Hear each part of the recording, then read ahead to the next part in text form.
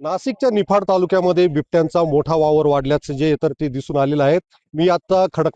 माळेगाव येथील शिंदे यांच्या मळ्यामध्ये आलेला असून आपण पाहू शकतात का या ठिकाणी साधारण 1 वर्षाच्या जवळपासचा बिबट्या जो आहे तर तो कांदा साठवण्याची जी जाळी आहे तर त्याच्यामध्ये या ठिकाणी ग्रामस्थांनी ते जाळी टाकत त्याला या ठिकाणी पकडून ठेवलेलं आहे आणि वन विभागाला याची माहिती दिली असता वन विभागाचं पथक जे तर ते या ठिकाणी दाखल झालेलं असून थोड्याच वेळात या ठिकाणी बिबट्याला बेशुद्ध करण्यासाठी जी टीम आहे तर ती सुद्धा आता दाखल होणार आहेत आणि या बिबट्याला बेशुद्ध करत पिंजऱ्यामध्ये जेरबंद करून त्याला पुन्हा निफाड येथील रोप वाटिकेत नेऊन पशुवैद्यकीय अधिकाऱ्यांकडून त्याची तपासणी करत त्याला वरिष्ठांच्या